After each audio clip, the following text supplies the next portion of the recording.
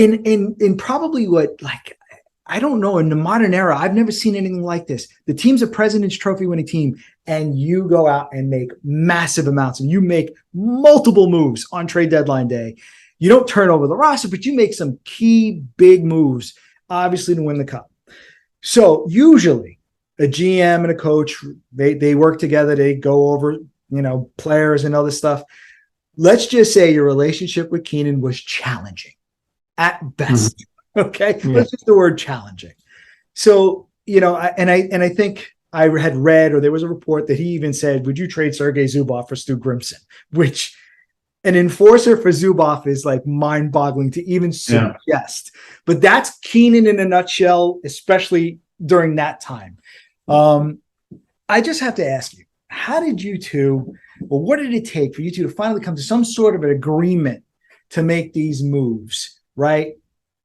For that trade deadline day, which probably goes down as one of the biggest in NHL history and probably the riskiest and most successful. Yeah, and I'm really proud of that deadline day. And the reason I'm really proud of it is because it put me mentioned in the same breath with Bill Torrey for Butch Goring's trade at the trade deadline. Because you always hear greatest trade deadline deals of all time, and Butch Goring's trade is always number one, and that's great. They went on to win 4 cups, so that should be. And then you hear about Cliff Fletcher's trade when he traded Brett Hull and ended up with Gilmore, and Gilmore was such instrumental on the Calgary team of '89. But then ours is in there as well, and I think a lot has been made out of Keenan and I not getting along, and we didn't. He's totally a different person than me. I like to like everybody, and I mean everybody, and he doesn't. And I like to be liked, and I don't think he cares and doesn't like to be liked. I think he would rather be controversial and more sandpaperish to people.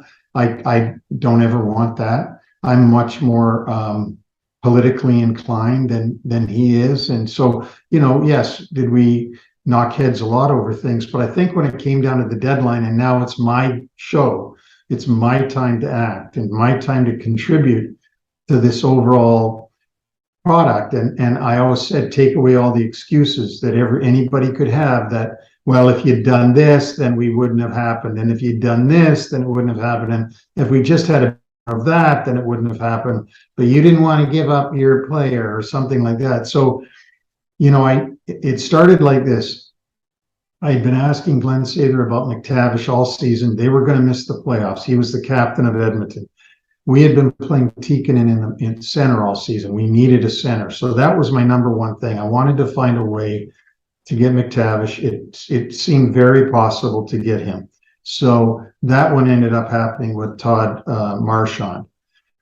And then there was a couple of guys on the roster that I wanted to move because we just had too many guys. Phil Bourque was on the team. I moved him to Ottawa, gave him a chance to play. I moved Peter Anderson to Florida to Brian Murray and gave him a chance to play. But those were just basically housekeeping. And then I didn't want to trade Mike Gartner. I love Mike Gartner as a player, as a person. I like his wife, Colleen, all that. But it was just wasn't working with him and Mike Keenan for whatever reason.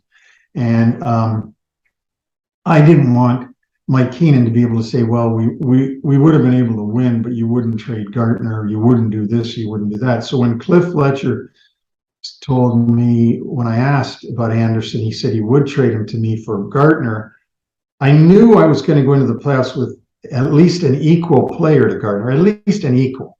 Mm-hmm. Some people would argue much better because of the 5 cups that he'd won. Some people could argue, Gartner, but it was hard to argue Gartner over Anderson in the playoffs. Like, that was really a hard argument. Okay, so we make that trade, I'm not wanting to. Then what I'll always say was the worst trade, and I tell this to Brian and to Stefan, was Stefan Matteau and Brian Noonan for Tony Amonte, because Tony Amonte was going to be a star. And I knew it, Mike didn't like him. Mike thought Matto was better than sliced bread, and I wouldn't trade him to Chicago until Fulford would give me something more than that. And on the deadline day, we came up with Brian Noonan, and I think the reason we came up with Brian Noonan is because he had no contract for the year afterwards. Mm-hmm. So Chicago was really just giving him to me for the rest of the year in the playoffs. I think if you remember, he went to St. Louis the next season with Glenn Anderson, I believe. And so I got Stefan Matto and Brian Noonan. Now, if you look at that and you look at the team after that, you've added 2 players for Tony Amonte. You've added Brian Noonan and Matto. So you're stronger because you got 2 genuine NHL players there. You've got at least an equal in Anderson to Gartner, right? And you've got Craig McTavish, a captain of Edmonton and a great shutdown guy for nothing. And when I say nothing, not that Todd Marchand's nothing, what I mean, nobody off the roster. So right. Your playoff team goes to adding 2 players and subtracting no players. So in other words, you've got 4 for 2. So you've got 2 extra guys you put into the roster, and they're all veterans. And none of them are major cogs. They're all what I would call ancillary players. In other words, they're enhancing what you've already got. So that's the way I looked at it. I think that I was telling Mike as I was going along, here's what I'm doing, here's what I'm doing. And he liked it, obviously. It wasn't his. That's the GM's job, is to do those trades. And it's the GM has the authority to say yes or no, do it or don't do it. Mike likes to position it, or did like to, that, he was the one trying to get me to trade this and trade. Yeah, was he trying to get me to trade for Matto? Yes. Did I do it? Yes, but I got Noonan. I wouldn't do it unless I got Noonan. Mm-hmm. It's not like he could go into me and say, you got to go and call Chicago and trade for this. That didn't happen. It was all my decision, but you've got to listen to your coach no matter what. You have to listen and tell your coach, yes, I'll get you what you need to an extent. You better win. I'll get you what you need. I'm going to give away a little bit of future here with Amonte, let's say, and that's my future. But we owe it to the fans to take a big swing at this year. I agree. And just getting back to what you were saying, I mean, personally myself, I'm a huge Mike Gartner fan. I loved Gartner. I thought he was outstanding. I know there was plenty of been written in books that he and Keenan didn't get along, and it was more so Keenan just didn't like him. Now, Gartner wasn't the type that looked like he would snap at people, to be honest. It seemed like Keenan didn't like him. And the truth is, I mean, if you have Gartner's speed probably would have killed the Devils a little sooner, like it did during the regular season. Gartner was really good against New Jersey. He would break their trap system.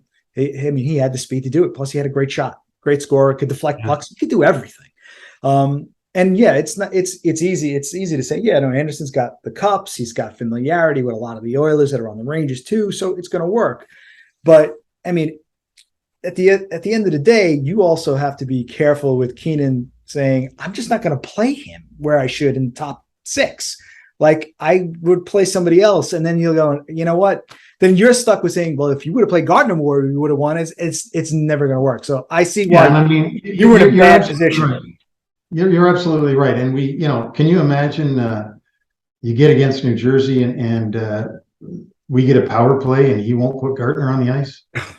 And everybody's pissed off. The fans, the players, everybody's, and it causes a big uproar, like we had in New Jersey when he benched all those guys and pulled Richter on that one playoff game. So, you've got to, I mean, obviously in hindsight, it all worked. So I did the right thing. But at the time you're doing like, okay, I gotta do everything I can to win. Like I gotta make the moves I can. And if it costs me my job, which I didn't think it would, but it could have, I mean, then so be it. But at least I'm trying.